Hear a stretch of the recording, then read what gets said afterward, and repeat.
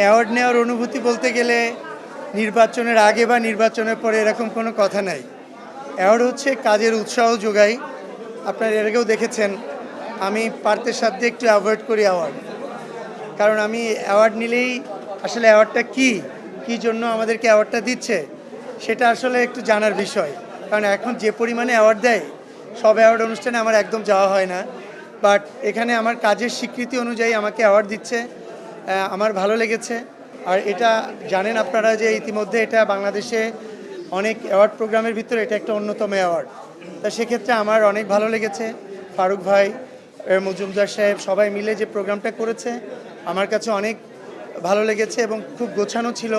অনেক আর্টিস্টরা এখানে গ্যাদার করেছে, অনেক সিঙ্গাররা এসেছে। সো কোয়ালিটিফুল কাজ, সে কাজের জন্য আমাকে অ্যাওয়ার্ড দিলে আমার কাছে অনেক ভালো লাগে। কাজের উৎসাহ উদ্দীপনা আরও দ্বিগুণ বেড়ে যায় অ্যাকচুয়ালি। স্ট্রবেরি সুপার ডটেড ও ক্লাসিক ভ্যারিয়েন্টে সেন্সেশন জাগুক শিহরণ। তা আমার ধ্যান জ্ঞান শয়নের স্বপনে বাংলা চলচ্চিত্র। আজকে আমার এই ছোট ক্যারিয়ারে আমি MBA কমপ্লিট করেছি। আমি চাইলে যে কোনো একটা বড় কোম্পানিতে জব করতে পারতাম, একটা ব্যাংকে জব করতে পারতাম, কর্পোরেট জব করতে পারতাম। সেখানে না গিয়ে আমি এটাকে ধরে এখনও ঝুলেই আছি এখানে। কী জন্য ঝুলে আছি? এটাকে ভালোবাসি, লাভ করি, ওন ফিলিংস থেকে এটাকে শ্রদ্ধা করি। সো এর জন্য আমি ফিল্ম থেকে ফিল্মের মানুষদেরকে সেবা করার জন্য হাঁটি হাঁটি পা করতে করতে আজকে 8 বছর পরে আজকে আমি জেনারেল সেক্রেটারি হয়েছি।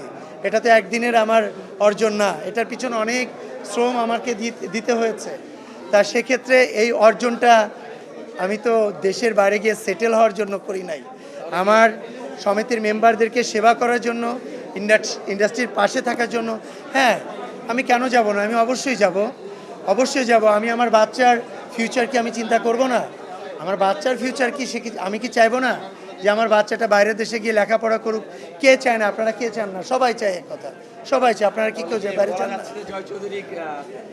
আমার না, সেটা আলাদা সাবজেক্ট। অ্যাপ্লাই করছি কি করছি না সেটা কবে যাচ্ছি এই প্রশ্নটা আসলে এখানে আসে না। আমাদের বাংলাদেশের সব বড় বড় সুপারস্টাররা তারা যুক্তরাষ্ট্রে গেছেন, কেউ ইউরোপে গেছেন, কেউ অন্যান্য কান্ট্রিতে গেছেন। তার মানে এই না যে তারা বাংলাদেশে বা বাংলাদেশকে ভালোবাসে না, ইন্ডাস্ট্রিকে ভালোবাসে না।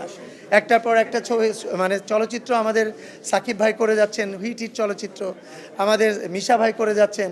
তার মানে এই না তো তার বাচ্চার, তার ফ্যামিলির ফিউচার অন্য কোনো দেশে তারা দেখতে পারবে না। বাট আমি চলচ্চিত্রে এসেছি, ভালোবেসে এসেছি, আমি শেষ পর্যন্ত চলচ্চিত্রেই থাকবো। সাধারণ সম্পাদক যে সুবিধা নিতে বলছে সে সুবিধা তো আমি অনেক আগেই নিয়েছি। পৃথিবীর সবথেকে বড় কান্ট্রি, সে দেশে পুরো ফ্যামিলি ভিসা আমার আছে। তো এখানে নতুন করে কিছু নেওয়ার মতো কিছু নাই। আর এই শিল্পী সমিতি থেকে শুধু আমি দিয়েই এসেছি, এখান থেকে নেওয়ার মতো কারোর কোনো কিছু ছিল না। সাকিব ভাইয়ের এই শিল্পী সমিতি থেকে নিয়ে কিছু করে নাই, মিশা সওদাগর শিল্পী সমিতি থেকে নিয়ে কিছু করে নাই, জায়েদ খান ভাই মিশা শিল্পী সমিতি থেকে নিয়ে কিছু করে নাই। সো এটা বানোয়াট গল্প, গুজব, ঈর্ষান্বিত হয়তো অনেকে অনেক কথা বলে। আর যারাই বলে তাদের কাছে রিকোয়েস্ট যে আপনারা সুন্দর জিনিসকে কখনো অসুন্দর করবেন না, আপনারা প্রতিটা জিনিসকে উৎসাহ দিবেন। আমরা কোনো অন্যায় করলে আপনারা আমাদেরকে বলবেন, ভাই তুমি অন্যায় করেছো, অন্যায়টা আর কখনো করবা না। আমি এর আগেও আমার বাংলাদেশে যারা আমার হ্যাটার্স আছে, ইন্ডাস্ট্রিতে যারা আমাকে পছন্দ করে না, তাদের সবার কাছে আমি কিন্তু ক্ষমা চেয়েছি। আমি আগের জয় চৌধুরী, এখনের জয় চৌধুরী কিন্তু এক না। আমি আগে যা ইচ্ছে তাই চাইলেও করতে পারতাম, এখন 570 জন মানে মেম্বারের প্রতিনিধি আমি প্রতিটা মানুষকে নিয়ে, প্রতিটা মেম্বারদেরকে নিয়ে, ইন্ডাস্ট্রির সবাইকে নিয়ে আমি আমার এই গুরুদায়িত্ব পালন করতে চাই। সবাই কোনো না কোনো কারণে যদি কেউ আমার মনে কষ্ট পেয়ে থাকেন, আমি সবার কাছে ক্ষমা সুন্দর দৃষ্টিতে দেখার জন্য আহ্বান করব। আমাকে যে গুরুদায়িত্ব দিয়েছে এটা অনেক বড় একটা দায়িত্ব। এ দায়িত্ব যাতে আমি সুন্দরভাবে পালন করতে পারি, তার জন্য আপনারা আমার পাশে সবসময় থাকবেন, এই আশা করি এবং এই ভরসাই করি।